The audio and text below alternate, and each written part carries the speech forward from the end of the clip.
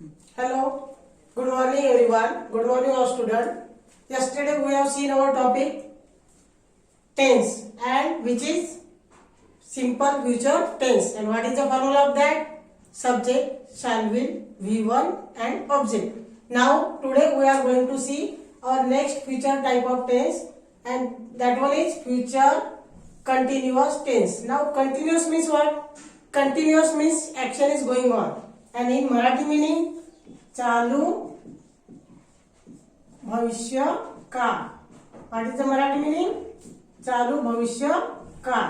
So future continuous means चालू भविष्य काळ. And what is the formula?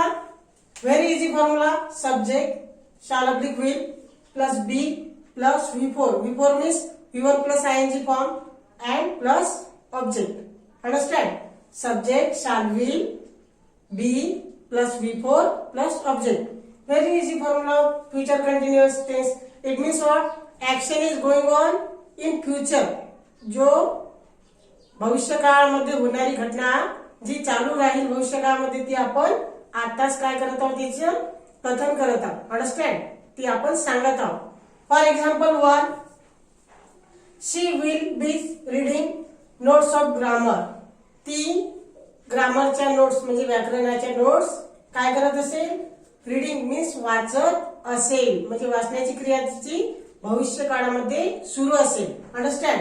So she is subject here, then shall will, we use will here, then be, and you know the use of shall will in front of I, we, and I, we, he, we can use shall, and will is generally 90% people use will and not necessary to use shall.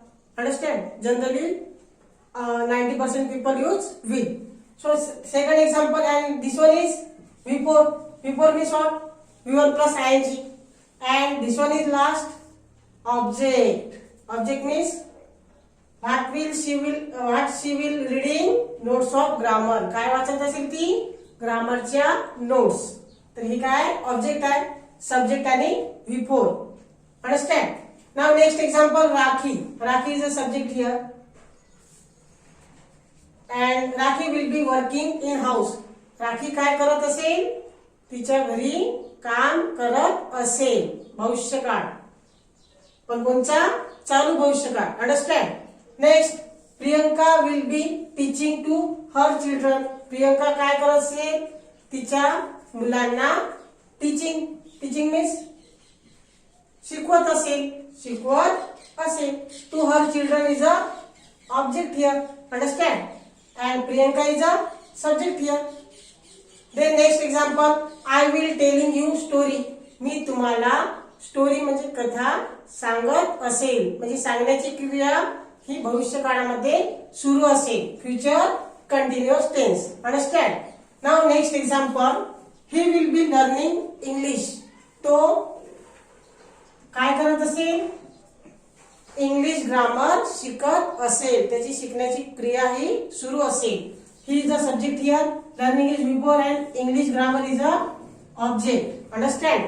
समजलं तर तुम्हाला की future continuous tense मध्ये काय येतं की subject येतं, shall oblique will, त्यानंतर बी, नंतर V4. V4 means V1 plus ing, व्हर्बला ing लावायचं, आणि last object. Very easy. Next, they will be doing their work. ते त्यांचं काम करत असेल. दे म्हणजे काय तर सब्जेक्ट, डुईंग हे V4 आहे, आणि देअर वर्क हे काय? ऑब्जेक्ट आहे. अंडरस्टँड? त्यांचे काम हे ऑब्जेक्ट आहे, कर्म आहे. Next example, we will be going for picnic. आपण पिकनिकला जात असू. Going is a V4 and for picnic is a object here, and we is subject here. Next, Vishal will be speaking in English. Vishal English बोलत असेल, म्हणजे आता तो preparation करेल आणि एक दिवस असा येईल की तो बोलत असेल, त्याची बोलण्याची क्रिया ही सुरू असेल. In English is object, then this one is V4, this one is subject. Understand? Very easy. Next, Vedant will be finishing his work. His work is object again, then this one is V4 and Vedant is a subject. Vedant हा त्याची work complete, finish म्हणजे काय? Complete करणे, पूर्ण करत असेल. Then last example, I will be teaching you.